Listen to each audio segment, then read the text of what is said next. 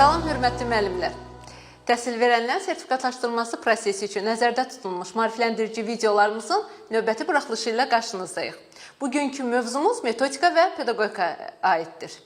Və bugünkü qonağımız Təhsil İnstitutunun əməkdaşı Aynur xanım Rüstəmovadır. Xoş gördük sizi, Aynur xanım. Salam, xoş gördük sizi və hörmətli izləyicilərimizi salamlayıram.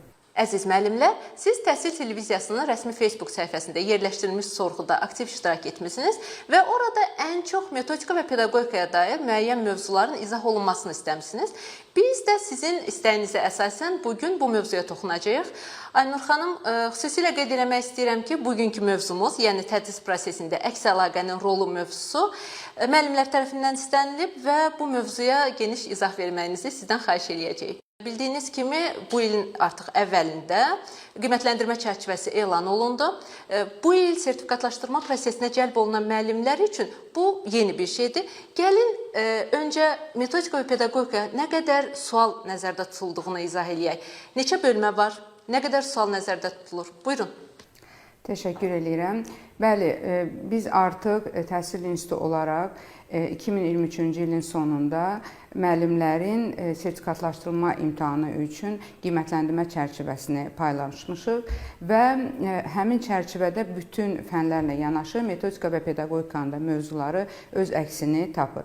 Əvvəlki sertifikatlaşdırma imtahanında olan təcrübəyə əsasən, yəni bunu bilirik ki, 50 sual ixtisasdan, 10 sual metodika və pedaqogikadan verilir və metodika pedaqogikadan verilən suallar 3 məzmun sahəsi üzrə ölçülür.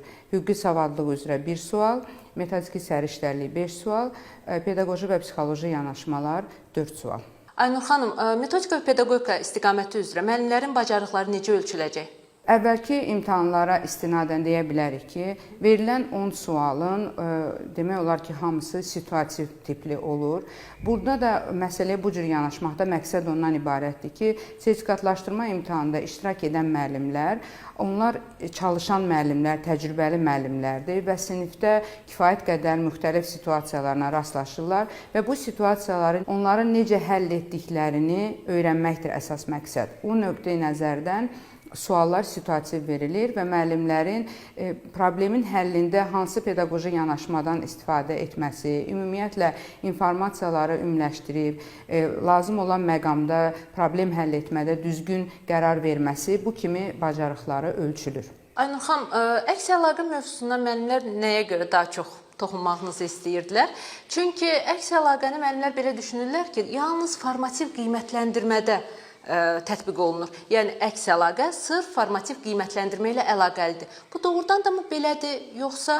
Ümumiyyətlə qeyd etmək istərdik ki, metodika və pedaqogika üzrə təqdim olunmuş mövzular üzrə imtahana hazırlaşarkən müəllimlər gərək informasiyanı əldə eləsinlər və o informasiyaları müxtəlif situasiyalarda tətbiq etmək üçün informasiyanı ümumiləşdirmək, nəticə çıxartmaq, təhlil etmək bacarıqları müəllimlər üçün çox vacibdir, önəmlidir bu məqamda. Bəlkə də orada sertifikasiya imtahanında konkret əks əlaqə nədir və yaxud hansı əks əlaqə növüdür filan bu kimi suallar öz əksini tapmayacaq.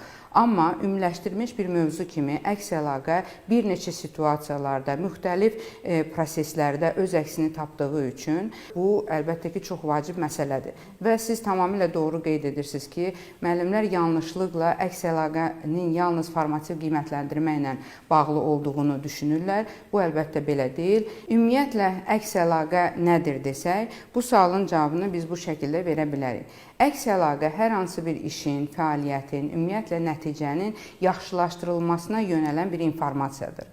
Sinifdə isə müxtəlif proseslər baş verir. Həm tədris prosesində öyrətmə-öyrənmə zamanı, həm şagirdlərin bir-biri ilə ünsiyyəti zamanı, bu şagirdin özünün davranışı ilə bağlı müxtəlif situasiyalar olur ki, müəllim nəticəni yaxşılaşdırmaq üçün şagirdə hər hansı bir informasiyanı ötürməlidir. Məsələn, adi elementar bir nümunə deyək, şagird məsələn dəftərdə yazını yazıb, müəllimə gəlib nümayiş etdirir ki, müəllim necə yazmışam, tutalım birinci sinif şagirdidir. Biz görürük ki, yazısı səliqəlidir, amma məsələn dəftərin o xətt hissəsindən, yəni kənara keçib.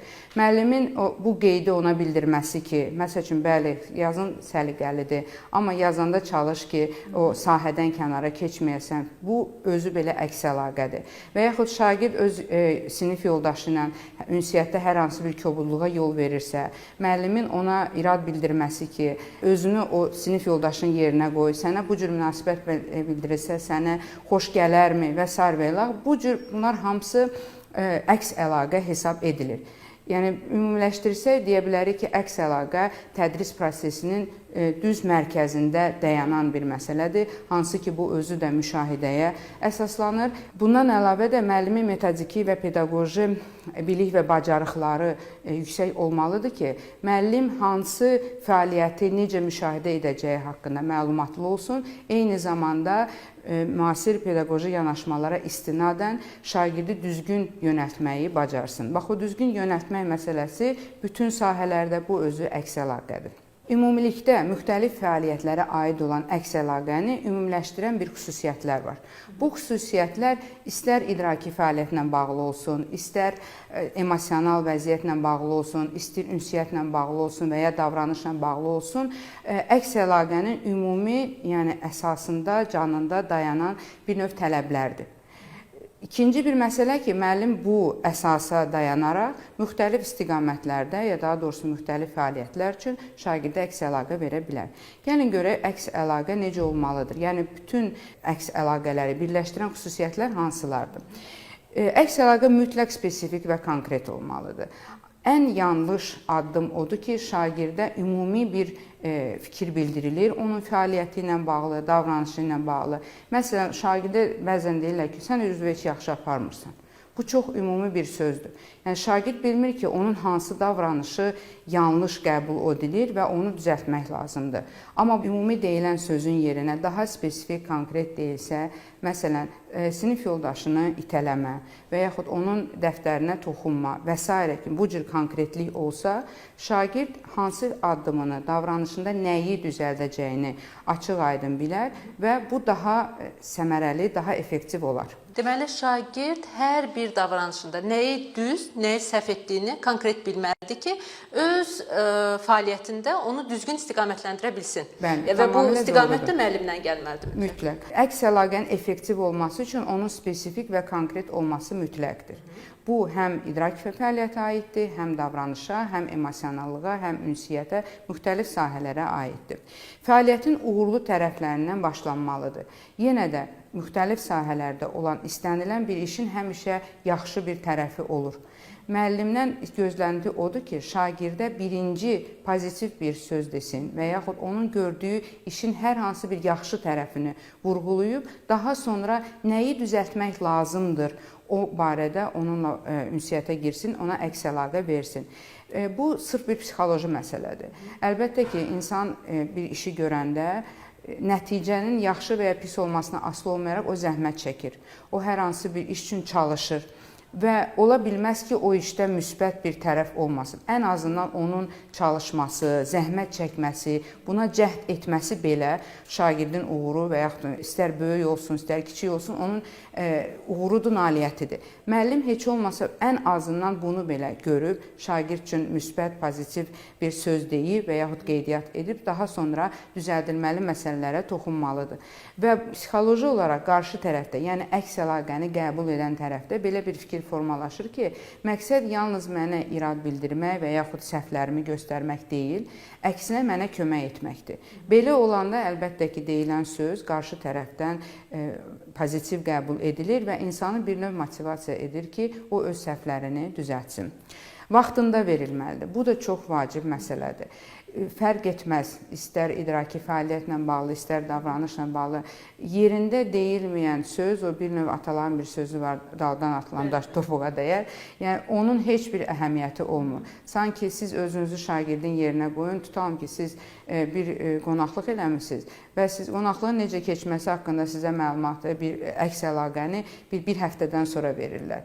Siz artıq bütün proseslər gedib, beyində, fiziki olaraq bütün emosiyalar sakitləşib və orada gedən prosesin detalları artıq yaddan çıxıb və sizə deyiləndə ki, bu məsələni bu şəkildə yox, bu şəkildə həll etmək lazımdır, siz onu düzəltməyə marağında olmursunuz. Həmin proses şagirddə də gedir. Hətta nəinki marağında olmur, bəlkə həmin dəqiqə o prosesə qayıdıb, o öz fəaliyyətlərini analiz eləməkdə də çətinlik çəkə bilər, bəli. Bəli, eyni proses şagirddə də gedir. Vaxtında deyilməyən əks əlaqə heç deyilməsə daha yaxşıdır. İnkişafa yönəlik olmalıdır. Mütləq şəkildə konstruktivlik öz əksini tapmalıdır. Fərq etməz yenə də davranışla bağlı, emosionallıqla bağlı nə olursa olsun, şagird nəyi necə düzəldəcəyini mütləq şəkildə bilməlidir. Ümumiyyətlə onu da qeyd etmək istərdik, əks əlaqə yalnız müəllimdən şagirdə gedən informasiya deyil. Bizim əsas məqsədlərimizdən biri də odur ki, biz şagirdlər arasında bir-birinə əks əlaqə verməyi öyrətməliyik. Və bu onunla nəticələnir ki, şagirdlər özləri də fikir bildirməyi, yeri gələndə iradə necə bildirməyi və yaxud özünün də pozitivdən necə başlaması, üstəgəl bütün bunlar hamısı şagirdin tənqid təfəkkür inkişafına gətirib çıxardır. Və məsələn, şagird ola bilər ki, kim öz sinif yoldaşından tam xoşu gəlmir. Və müəllim mütləq onu yönəltməlidir ki, sən onu bəyənməsən belə qarşılıqlı qiymətləndirmə zamanı, yoldaş qiymətləndirməsi zamanı şagirdlər, sən şagirdin gördüyü, dostluğun gördüyü, sinif yoldaşının gördüyü işə bax. Məsəl üçün, o mətni yazıbsa və yaxud məsələni həll edibsə, doğru mu edib, səhv mi edib, nəyi səhv edib, ona necə kömək edə bilərsən, bu məsələlərə köklənmək lazımdır. Əlbəttə ki, şagird bu cür əks əlaqə verməyi öyrənməsi üçün onu müəllimdən görməsi çox vacib məsələdir. Bəzən burada bir məqam olur.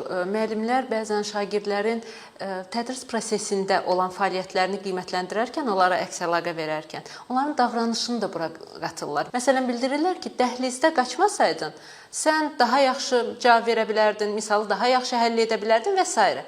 Amma mənə elə gəlir ki, buna kökləmək lazım deyil, çünki şagirdin dəhlizdə qaçmasıyla onun fəaliyyəti ilə heç bir əlaqə yoxdur. Bu əks əlaqə o zaman bu şəkildə verilə bilər ki, həqiqətən də onun arasında bir əlaqə olsun. Sadəcə təcrübə onu göstərir ki, adətən dəhlizdə qaçmaqla sinifdəki idraki fəaliyyət arasında heç bir əlaqə olmur.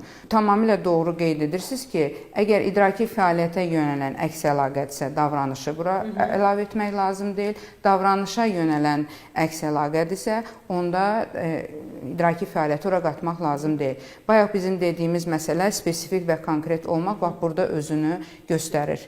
Elə olanda şagird özü də konkret bir istiqamətə yönəlir və yönəldiyi istiqamətdə nəyi necə düzəldəcəyi onun üçün daha aydın olur.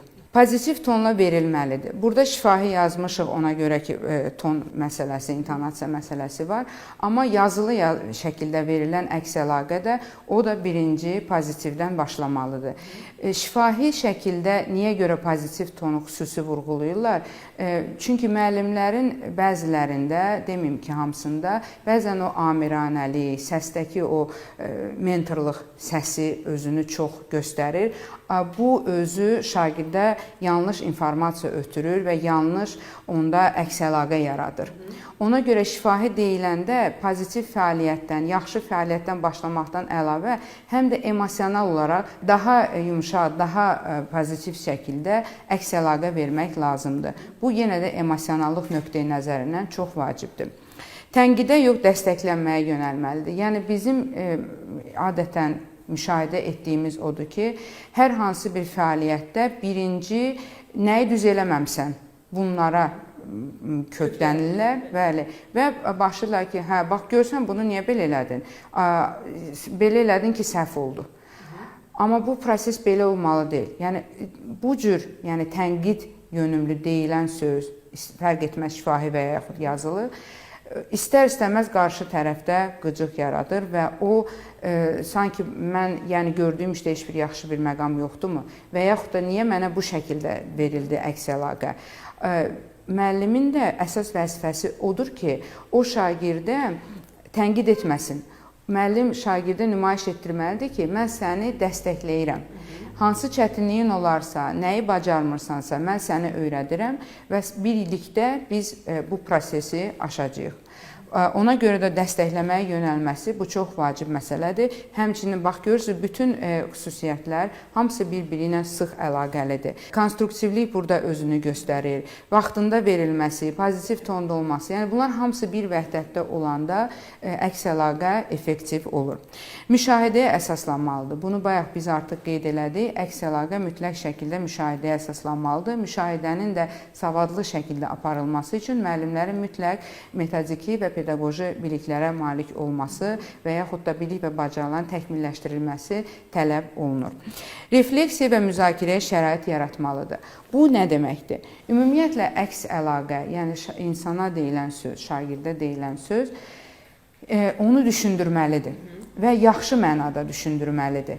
Yəni biz şagirdə müxtəlif şəkildə əks əlaqə verə bilərik. Bayaqdan saydıqlarımız, səs tonumuz amiranə ola bilər və yaxud ola bilər biz konstruktiv rəy veririk, amma səs tonumuz amiranədir. Bu artıq yanlış informasiya ötürür şagirdə və yaxud əksinə çox yumşaq şəkildə deyərik, amma verdiyimiz əlaqə bəli, tənqidlərlə dolu olar və bu heç bir faydası olmaz. Amma şagirdə verilən əks əlaqə onu düşünməyə yönəldəndə, məsələn, səncə nəyi düz eləmədin, niyə nəticəyə gəlib çıxa bilmədin? Bu işi bu şəkildə yox, başqa şəkildə daha necə eləmək olardı ki, nəticəyə uğurla gəlib çatasan? Bu şəkildə və müzakirə ortamı yaradaraq, bu çox vacib məsələdir. Əvvəla şagird anlayır ki, ona verilən əks əlaqə bu bir hökm deyil. Bu çox vacib məsələdir və onun fikri soruşulur, onun özünün prosesi düzəltməsinə ona şans verilir. Bu ən vacib məsələlərdən biridir. Şagirdin əks əlaqə zamanı müzakirəyə cəlb olunması, refleksiyaya yönəldilməsi bu psixoloji cəhətdən şagirdi rahatlayır və o anlayır ki, onun özünün söz demək imkanı var və o özü öz problemini həll edib, düşünüb, həlli yolunu tapma imkanı var. Yəni deyilən əks əlaqə, orada təklif olunan həll yolu bu bir hökm deyil və müəllimin əməkdaşlığını bu prosesdə şagird hiss edir. Belə olanda əvvəla şagird düşünməyə yönəlir, öz səhvlərini analiz etməyə yönəlir, eyni zamanda özü problemin həlli yolunu tapmağa çalışır. Və bu, əlbəttə ki, şəxsiyyət önümlü təhsilin ən vacib ünsürlərindən biridir ki, sərbəst düşünən və fikrini ifadə edə bilən, problemi həll edə bilən bir vətəndaş yetişdirək. Və meyara əsaslanmalıdır. Əlbəttə ki, əks əlaqə, mən sadəcə bugün belə istəyirəm kimi məsələyə yanaşıla bilməz. Xüsusən idraki fəaliyyətdə qiymətləndirmə meyarları təlim nəticəsindən çıxarılıbsa, verilən əks əlaqə ona yönəlməlidir. Amma bu demək deyil ki, həmin dərs prosesində şagirdin davranışı ilə, emosionallığı ilə və yaxud meyardan kənara çıxan hər hansı bir məsələ ilə bağlı şagirdə əks əlaqə vermək olmaz. Ola bilər ki, bugünkü günün qiymətləndirmə meyarına uyğun olmayan şagird hər hansı bir yanlış edir. Və o, həmin meyara çatmağa ona mane olur. Yəni, mən bugün ona göz yumum ki, bugünkü meyarıma uyğun deyil, mən bunu sabahları izah edərəm. Bu yanaşma da doğru deyil. Meyara mütləq əsaslanmalıdır, amma şagirdi mütləq şəkildə inkişafa aparmalıdır.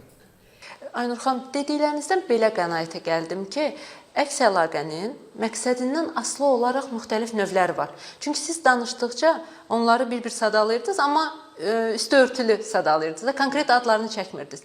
Belə bir təsnifat varmı? Bəli, ümumiyyətlə beynəlxalq yanaşmada, beynəlxalq təcrübədə əks əlaqənin kifayət qədər böyük təsnifatı var, növləri var. Amma hər şeydən əvvəl burada dayanan əsas məsələ məqsəddir. Yəni, biz əks əlaqəni hansı məqsədlə veririk? Əks əlaqənin məqsədə görə növləri çoxdur. Biz burada yalnız bir neçəsi haqqında danışacağıq. Burada danışdığımız əks əlaqə növləri istənilən fəaliyyətlə bağlı ola bilər. Yəni, həm idraki fəaliyyətlə, həm davranışla, həm ünsiyyətlə, həm şagirdin emosionallığı ilə və s. ilə bağlı ola bilər. Burada əsas məsələ ondan ibarətdir ki, müəllim bilsin ki, o şagirdə hansı əks əlaqəni verir və nə məqsədlə verir. Hansıdan da çox məqsədi biləndə istər-istəməz deyilən əks əlaqə səmərəli olur. Gəlin bir neçə növlərlə tanış olaq. Məsələn, təsviri əks əlaqə. Təsviri əks əlaqə zamanı şagirdin məqsədə doğru gedən bütün addımları təsvir olunur. Nəyi düz edir, nəyi səhv edir, nəyi necə inkişaf etdirməlidir və s. Bu, şagirdi proses zamanı onun gördüyü işi şagirdə detallı şəkildə təsvirini istəyir. Gəlin bir nümunəyə diqqət yetirək. Essedə fikirləri əsaslandıran arqumentlər kifayət qədərdir. Abzasları strukturlaşdırmada məntiqi ardıcıllığa, əlaqəyə diqqət yetirmisən. Diqqət yetirməli məsələ cümlə strukturlarıdır. Deməli, bura qədər müəllim bütün fəaliyyəti təsvir edir və nəyi düzəltməlidir, onu da vurğulayır. Deməli, şagirdin problemi onun cümlə strukturlarındadır. Və onların səmərəli şəkildə yaxşılaşdırılması yazının dinamikliyini artıra bilər. Yəni, problem ondadır ki, şagird informasiyanı düzgün çatdırmaq üçün düzgün cümlə strukturunu seçməyib. Və əks əlaqədə göründüyü kimi bütün fəaliyyət, essenin bütün incəlikləri öz əksini tapır. Bu, təsviri xarakterli əks əlaqədir. Eyni zamanda burada konstruktivlik də, biz bayaq dedik ki, bütün əks əlaqələri birləşdirən konstruktivliyin olmasıdır. Konstruktivlik də burada öz əksini tapır. Korrektə edici əks əlaqə. Korrektə edici əks əlaqə müəllimin şagirdə hər hansı bir fəaliyyət zamanı anında müdaxilə edərkən dediyi əks əlaqədir. Məsələn, şagird lövhədə məsələ misal həll edir, hesablamada nəyisə düzgün yerinə yetirməyib, müəllim anında müdaxilə edir ki, məsələn, filan hesablamaya bax, cavabı düzgün çıxartmamısan ki, şagird prosesi düzgün apara bilsin. Və yaxud da ki, məsələn, şagird ucadan oxu zamanı, bu fərq etməz, xarici dildə də ola bilər, ana dilində aşağı siniflərdə ola bilər, sözün düzgün tələffüz qaydasına əgər riayət etmirsə, anında prosesi dayandırıb, məsələn, sözün düzgün tələffüzünü ona deyir ki, bu söz bu şəkildə tələffüz olunmalıdır. Bax, burada gördüyünüz kimi spesifiklik nədən ibarətdir? Bir var, biz şagirdə yönəldirik ki, sən düşün, bu prosesi necə düzəldə bilərsən? Bir də var ki, korrektə edici əks əlaqədə anında müəllim cavabı hazır şəkildə deyir. Çünki şagirdin o sözün vurğusunu bilmirsə, onun sual vermək ki, sən nəyi düzgün eləmədin, bu səmərəli ola bilməz. O nöqteyi nəzərdən korrektə edici əks əlaqə anında müdaxilə zamanı olunan əks əlaqədir. Çünki zaman keçdikcə məncə onun əhəmiyyəti də itir. Həmin an ona kömək eləmək lazımdır ki, o prosesin ardında düzgün fəaliyyəti icra edə bilsin. Və məqsədə çatsın. Bəli. Bu əsas məsələdir. Summativ əks əlaqə. Summativ əks əlaqə, bayaq verilişin əvvəlində siz özünüz soruşdunuz ki, adətən müəllimlər əks əlaqəni yalnız formativ qiymətləndirmə ilə bağlayırlar. Gördüyünüz kimi summativ əks əlaqə adlı bir əks əlaqə var. Burada adətən şagirdin hər hansı bir fəaliyyətinin sonu haqqında şagirdə informasiya verilir. Bu, summativ qiymətləndirməyə verilən müəllimin verdiyi əks əlaqə ola bilər və yaxud, məsələn, summativ qiymətləndirmə zamanı şagirdin layihə işinin təqdimatı zamanı artıq sırf konkret nəticəyə köklənmiş, sən gəlib bu nöqtəyə çatmısan və bu nöqtədə sən nəyi uğurlu eləmirsən, nəyə isə gəlib məqsədə çata bilməmisən. Bunları açıqlayandan sonra və sonra yenə də konstruktiv şəkildə şagirdə sən necə etməlisən ki, gələn dəfə bu məsələni uğurla yerinə yetirə biləsən və ya davam etdirə biləsən. Fasilitasiya edici əks əlaqədir. Fasilitasiya edici əks əlaqə, yəni müəllimlərin bütün proses zamanı, istəyir öyrənmə-öyrətmə zamanı, istəyir layihə işlərində, layihə işi özü də öyrətmə-öyrənmənin içərisində daxildir, müxtəlif fəaliyyət. Məsəl üçün, şagird tutalım, hər hansı bir informasiya ilə bağlı resurs tapa bilmir, onun resursa yönəldilməsi, şagirdə refleksiya edici sualın verilməsi, onu düzgün yönəltmək və yaxud düzgün şagirdlə, yəni məsələn, müxtəlif bacarıqlara, amma eyni işə xidmət edə bilən bacarıqlara olan şagirdlə bir qrupa salması, bütün bunlar hamısı fasilitasiya edici fəaliyyətdir və bu fasilitasiya edici fəaliyyət zamanı müəllimin şagirdə müsahidə, verdiyi əks əlaqə, məsəl üçün filan resursdan istifadə edə, qrup işi zamanı filan şagirdlə daha çox əməkdaşlıq elə, işini bu şəkildə qurmağa çalış və s. Bunlar hamısı fasilitasiya edici əks əlaqə hesab olunur. Refleksiv əks əlaqə, o bayaq bizim dediyimiz kimi ki, bütün əks əlaqələrin içərisində refleksiya mütləq şəkildə olmalıdır və elə zaman olur ki, müəllim anlayır ki, şagirdin özü sualının cavabını tapmasa, ona heç bir yönəltmə kömək edə bilməz. Belə olanda müəllimin məqsədi şagirdi düşündürmək, fəaliyyətini refleksiya etmək və onu məqsədə özünün qərarı ilə məqsədə gəlib çatdırmaq olur. Belə olanda müəllim şagirdə refleksiya edici əks əlaqə verir. Yəni suallarla dolu olan yönəldici suallar, aydınlaşdırıcı suallar, şagirdi düşündürən suallarla dolu əks əlaqə verir ki, bu da refleksiya edici əks əlaqə hesab olunur. Dəstəkləyici əks əlaqə. Dəstəkləyici əks əlaqə də adından göründüyü kimi bu yenə də şagirdin davranışının daha çox güclü tərəflərini qabartmaq, sən tapşırığı çox düzgün yerinə yetirmisən, çünki lazımi məqamlara diqqət yetirmisən, keçən dəfəkindən daha yaxşıdır nəticən, bu kimi sözlərlə, amma bu heç vaxt emosional olmalı deyil də. Məsələn, keçən dəfəkindən daha bacarıqlısan yox da, bacarıqlısan nəyə görə? Keçən dəfə elədiyin səhvləri bu dəfə etməmisən. Şagirdin güclü tərəflərini qabardaraq ifadə etmək, bu dəstəkləyici əks əlaqə hesab olunur. Bu bir növ şagirdə həm də motivasiya verir. Təlimat verici əks əlaqə. Burada artıq əks əlaqədə elə məqam yaranır ki, müəllim anlayır ki, şagirdin mütləq şəkildə addımları, görəcəyi işi ona təlimat xarakterli vermək lazımdır. Niyə görə mən hər dəfə müəllim anlayır ki, cümləsini işlədirəm? Çünki müəllimin meyara əsaslanaraq, müşahidə bacarığına əsaslanaraq məqsədi, əks əlaqənin məqsədini müəyyənləşdirməsi bu çox vacib məsələdir. Əgər müəllim müşahidəni düzgün aparmırsa, o şagirdə necə kömək edəcəyini müəyyənləşdirməkdə çətinlik çəkəcək. Və belə olan halda onun verdiyi əks əlaqə nə dərəcədə faydalı olacaq? Bu böyük sual altına düşür. Ona görə də bütün bu əks əlaqələrdən düzgün yerində istifadə etmək üçün müəllimin müşahidələri mütləq şəkildə düzgün və savadlı şəkildə aparılmalıdır. Və müəllim bir nöqtədə müəyyənləşdirəndə ki, bəli, şagirdin refleksiya etsəm belə o bu nöqtəyə gəlib çata bilməyəcək. Mən cəhd elədim, çalışdım, düşündürdüm. Elə məqama çatmışıq ki, mən artıq ona təlimat verməliyəm.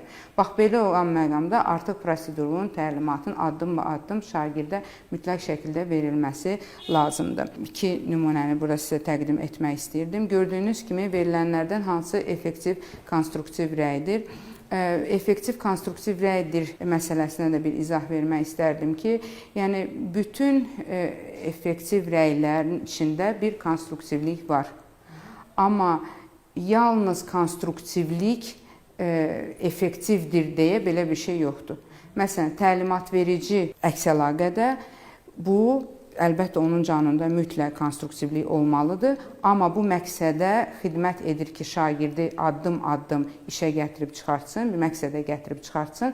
Əgər o səmərəli verilibsə, o da effektiv rəy sayılır. Gəlin verilən rəylərə bir-bir baxaq və müəyyənləşdirək ki, hansı effektiv, konstruktiv rəydir. Problemin həlli yollarını düzgün göstərmirsən, amma bəzi məqamlarda səhvə yol vermirsən. Növbəti dəfə çalış o səhvləri etmə, çünki bu sənin qiymətinin aşağı düşməsinə səbəb olacaq. Gördüyünüz kimi rəy pozitivdən başlayıb, həll yollarını düzgün göstərmirsən, amma səhvlərin göstərilməsində spesifiklik və konkretlik yoxdur. Ümumi deyilib. Çox ümumi şəkildə, səhvə yol, bəzi məqamda səhvə yol vermirsən. Yəni, şagird bilsəydə hansı məqamda səhvə yol verəcək, o səhvə onsuz da yol verməzdi. Burada spesifiklik olmadığına görə biz buna effektiv rəy deyə bilmərik. Müzakirədə fikirlərini aydın ifadə etdin, əla, amma yoldaşlarına danışmağa fürsət vermirsən. Keçən dəfə də belə eləmişdin, belə olmaz. Burada konstruktivlik yoxdur. Burada da pozitivdən başlayır, şagirdin yanlışı spesifik şəkildə göstərilir, amma konstruktivlik yoxdur. Yəni bu necə etsin ki, bu problemi həll etsin? Nə şagirdə bir düşünməyə yönəldici sual yoxdur, nə də şagirdin problemi həll etməsi üçün ona hər hansı bir kömək, konstruktivlik yoxdur. Videoda istifadə etdiyin şəkillər mövzu ilə ahəng təşkil edirdi, lakin alt yazılarda bəzi orfoqrafik səhvlər var idi. Belə problemlə qarşılaşmamaq üçün mətni videoya yerləşdirməmişdən əvvəl mütləq yoxla.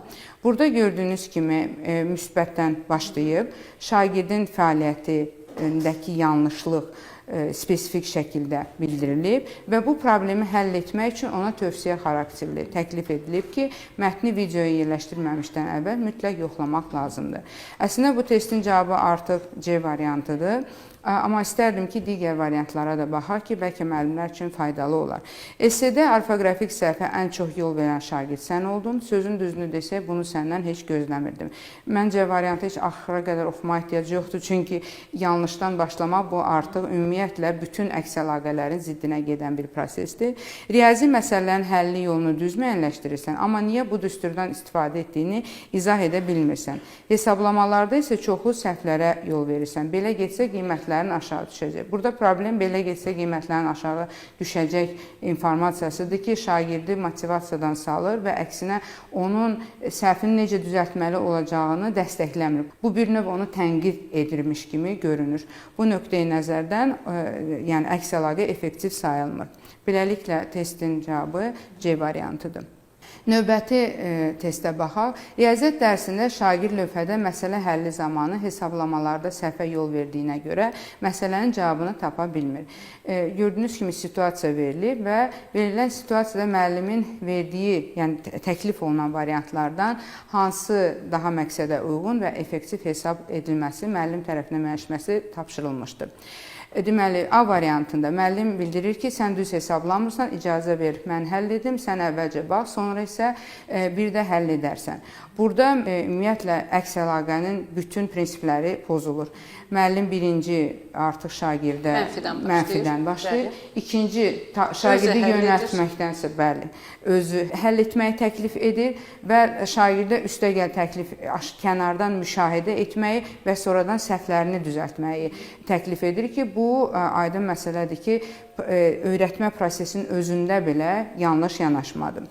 B variantına baxaq, sən həmişə bu tip məsələlərdə səhvə yol verirsən, bu cür məsələlərə diqqət yetir və həlli yollarını diqqətdə saxla. Bu da negativdən başlayır.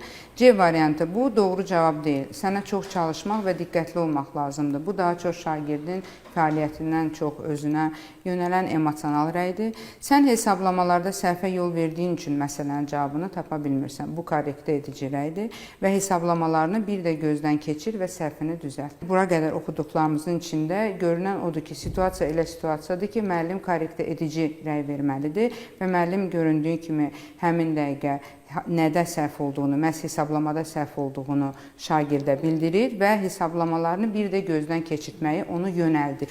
Şagird özü hansı hesablamada səhvə yol verdiyini müəyyənləşdirsin. Sən yenə də hesablamalarda səhvə yol vermirsən, sənə daha çox misal həll etmək və çox çalışmaq lazımdır. Yenə də gördüyünüz kimi burada konstruktivlik yox, müdaxilə yanlışdan başlayıb və s. Beləliklə testin cavabı D variantıdır. Belə ki, müəllim korrektə edici əks əlaqədən istifadə edir və eyni zamanda şagirdi özünü düşünməyə və problemi həll etməyə yönəldir. Sonda bu fikri bir daha vurğulamaq istərdik ki, əks əlaqə yalnız formativ qiymətləndirmə ilə bağlı olan proses deyil. Bu həm summativ qiymətləndirmə ilə, həm şagirdin davranışı, həm ünsiyyəti, müxtəlif istiqamətlərdə onun fəaliyyətləri və gördüyü işlərlə bağlı ola bilər. Və əsas məsələ ondan ibarətdir ki, əks əlaqə effektiv olsun. Çox sağ olun Aynur xanım, təşəkkürümüzü bildiririk ki, mövzu ilə əlaqəli geniş izah verdiniz və bəzi test nümunələrini də göstərdiniz. Çox sağ olun. Ümid edirik ki, bu müəllimlər üçün faydalı olacaq. Təşəkkür edirəm. Mən də ümid edirəm ki, müəllimlər üçün faydalı olacaq və sertifikatlaşdırma imtahanında hamıya uğurlar arzu edirəm. Çox sağ olun. Əziz müəllimlər, bizim bugünkü verilişimiz yekunlaşır. Növbəti verilişlərdə görüşənə qədər.